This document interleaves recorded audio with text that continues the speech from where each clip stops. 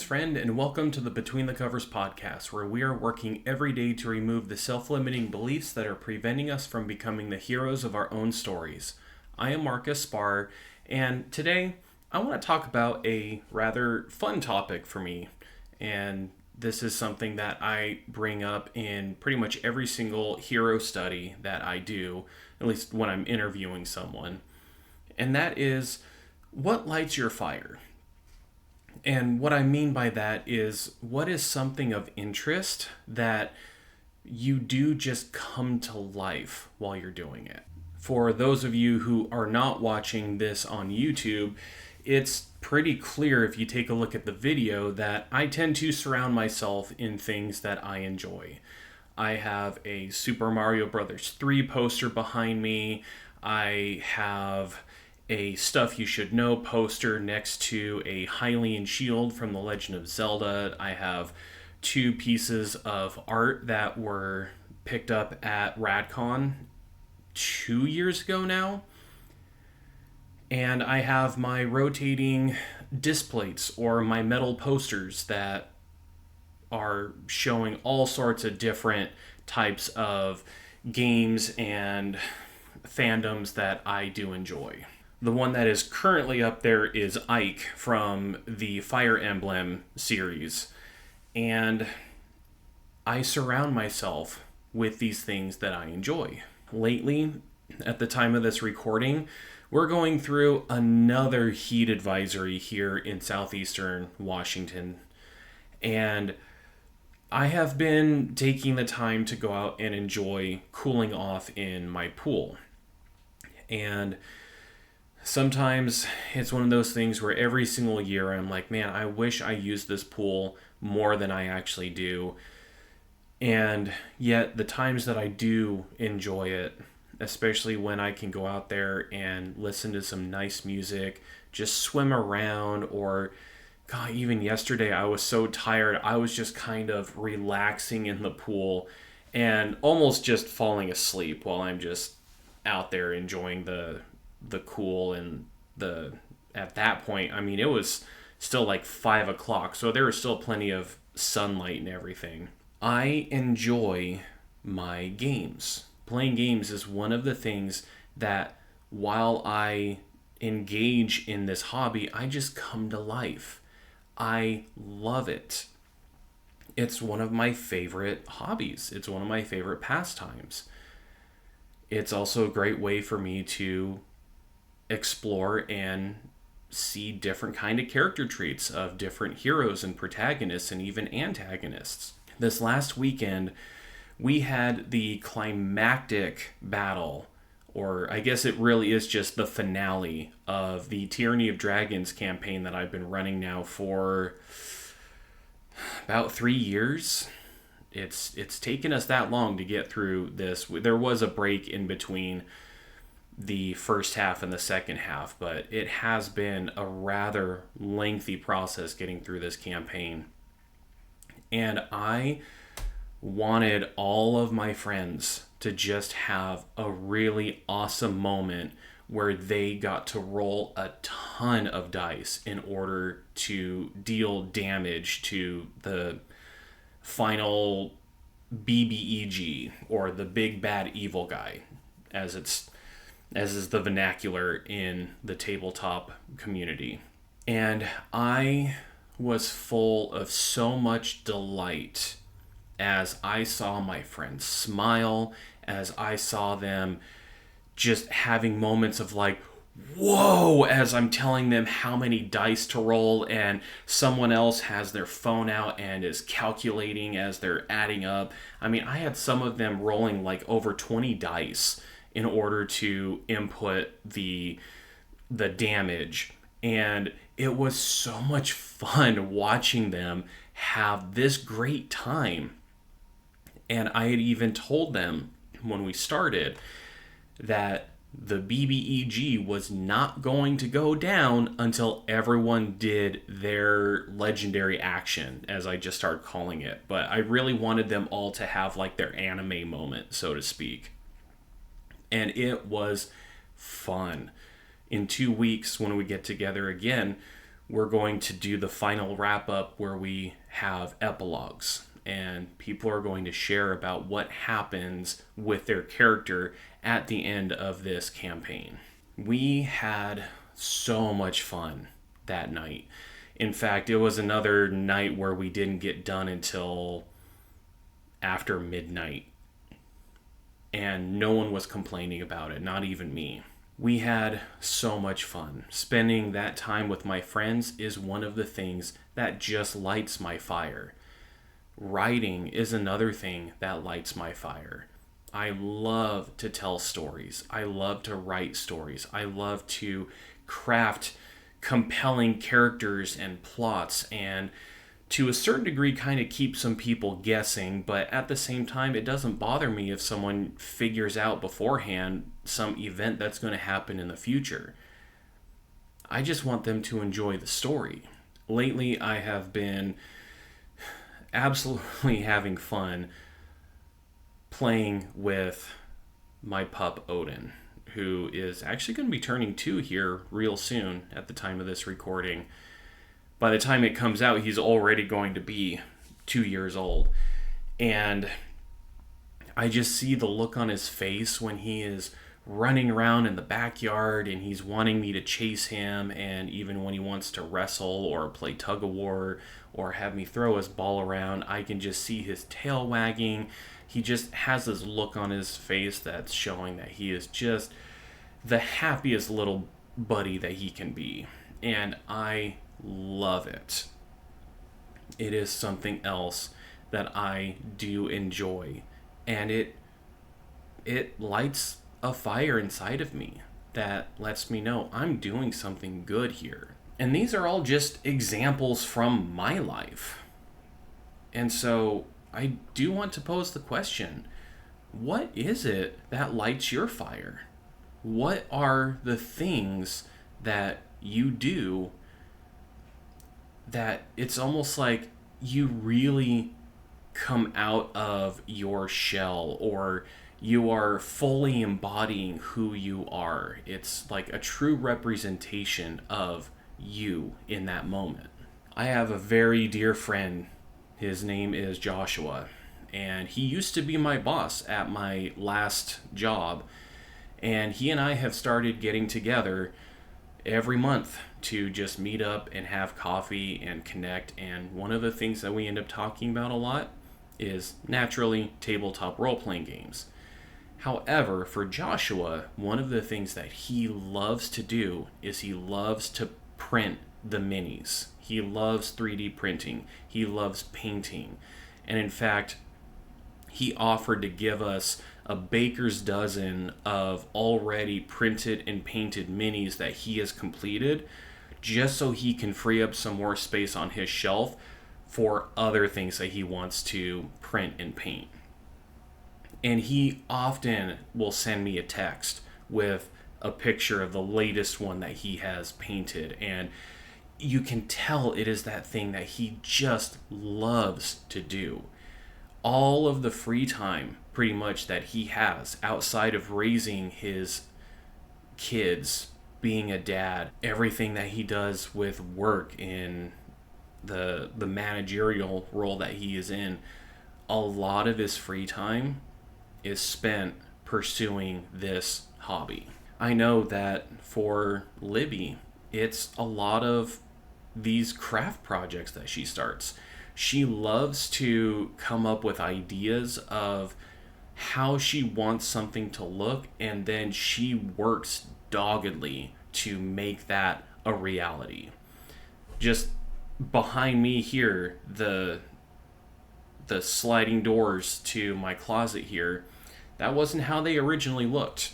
She wanted them to look like her own.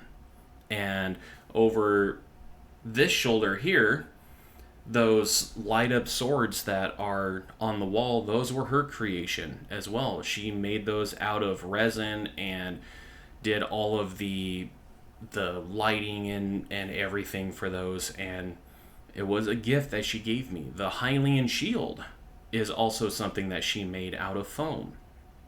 She loves these crafty projects. Right now, Since we are at the end of Tyranny of Dragons and we're gearing up for my friend Ben's campaign, which is going to be Storm King's Thunder, she is working on some cosplay creations for when we go to RadCon this next year and we dress up as our characters.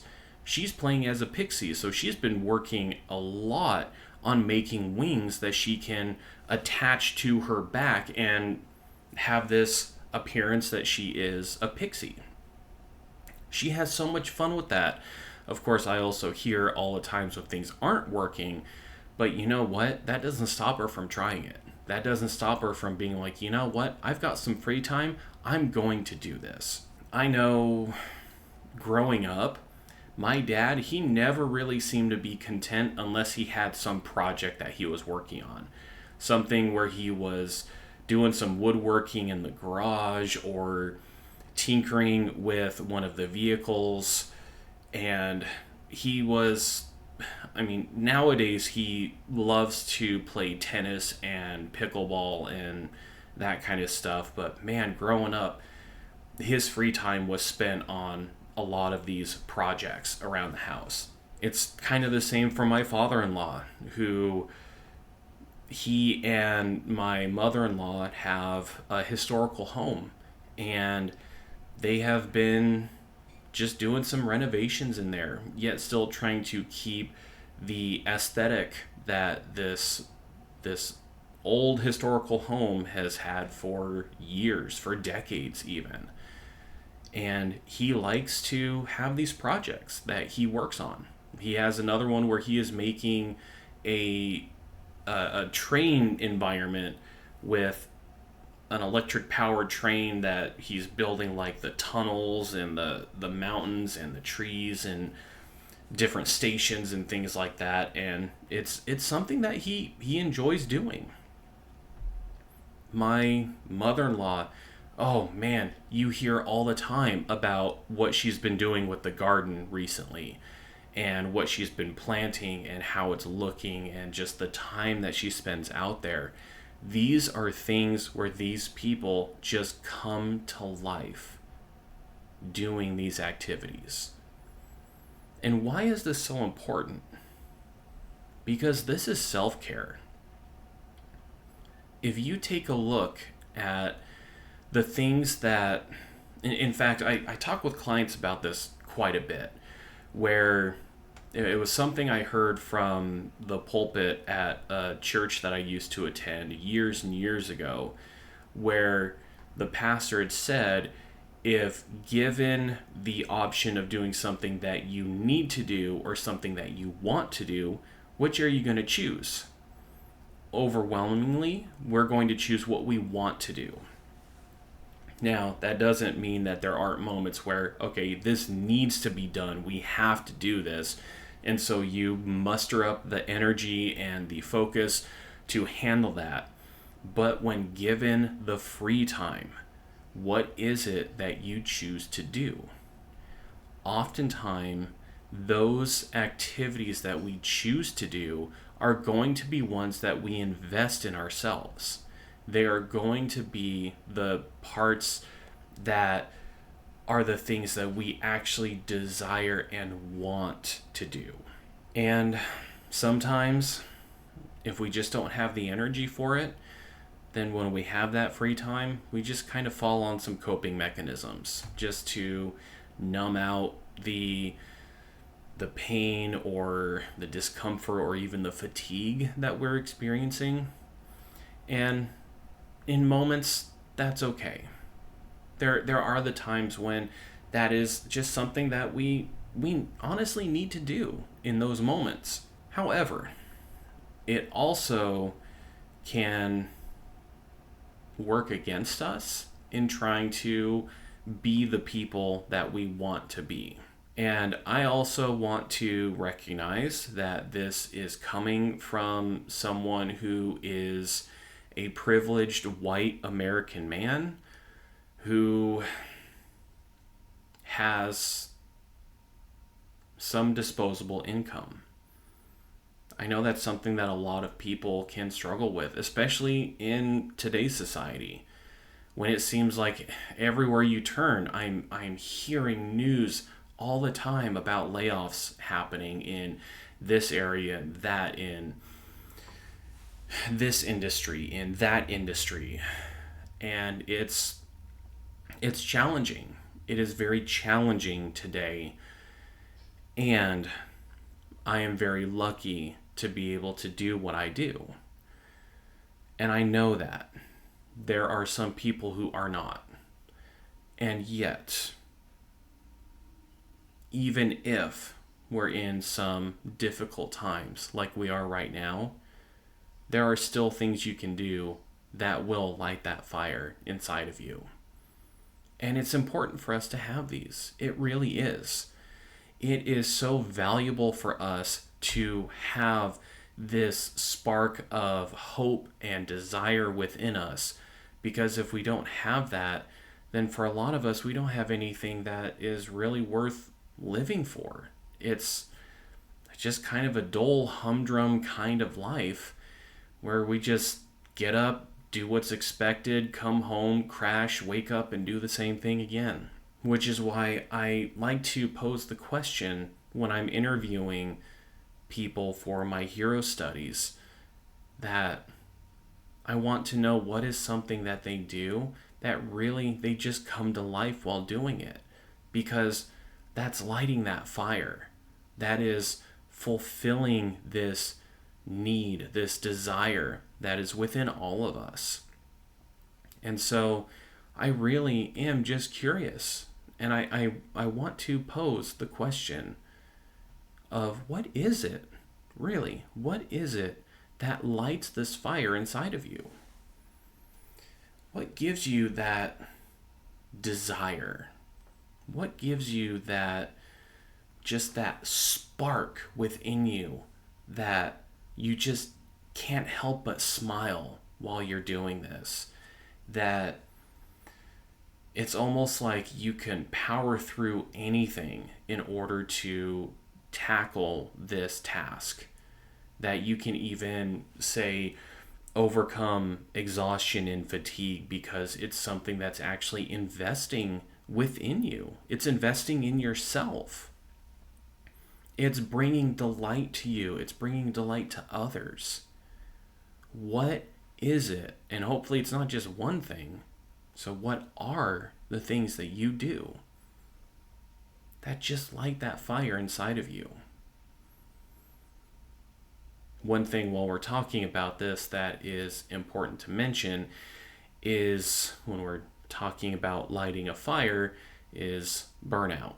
It is important that we do manage our time and our energy so that we don't end up getting burnt out by trying to do too much with the time that we have. Because pretty much everyone is going to want some piece of the fuel to this fire. And what happens if we run out of that fuel? We burn out. We don't have the energy. We don't have the mental capacity.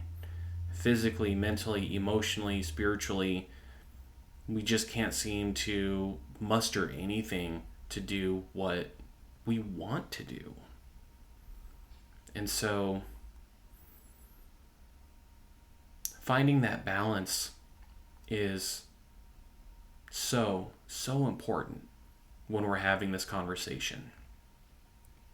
And I have spoken with some people in the past that when I talk about what are these things that they enjoy doing, they almost like give me a blank stare and they have no answer.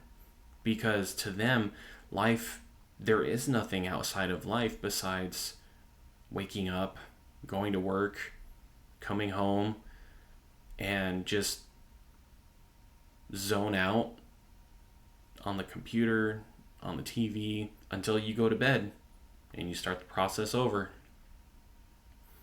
It's like they don't have a life outside of their work.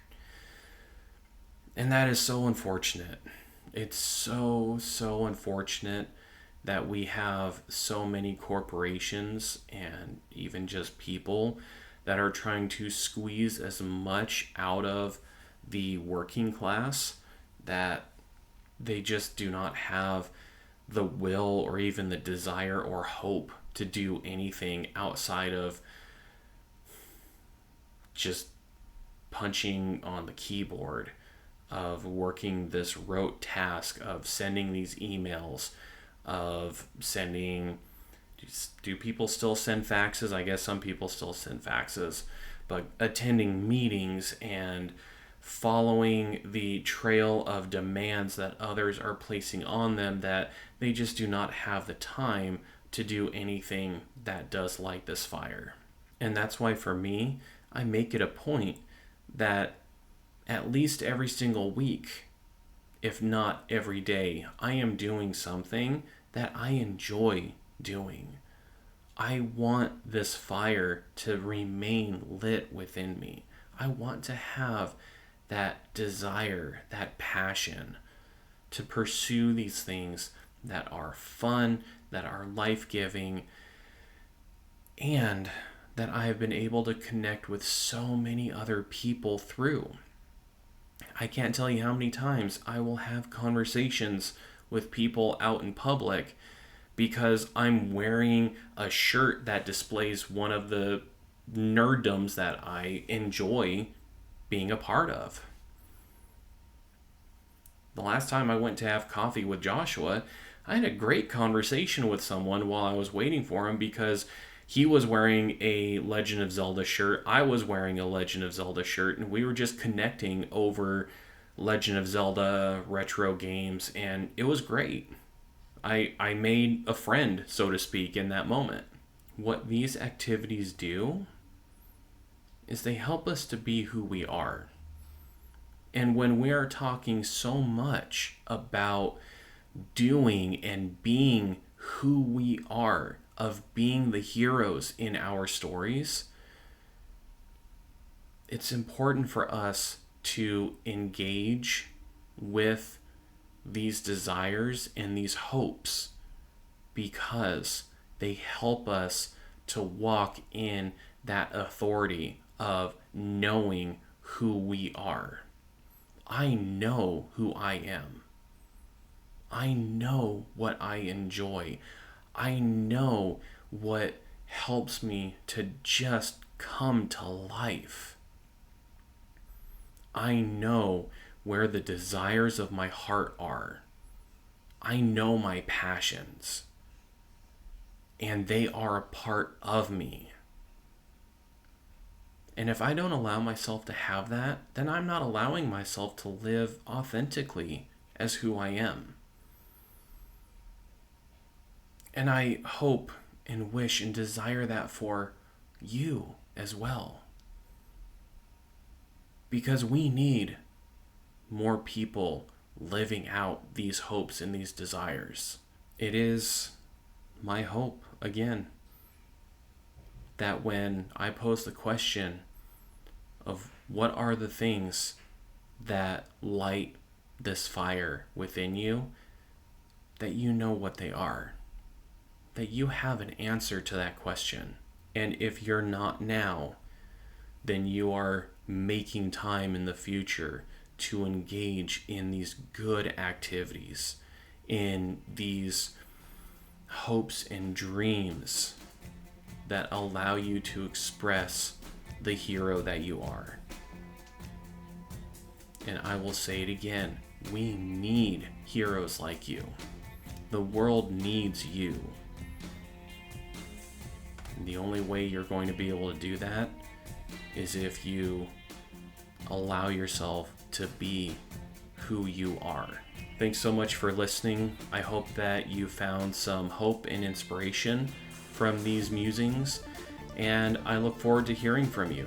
You can email me at questions.btcpod@gmail.com if you want to talk about anything that we talked about here, if you have ideas of people that we can study or interview for future hero studies. And please give this video a like and subscribe on YouTube. Leave a comment. I do look forward to hearing from you. And until next time, live strong for today.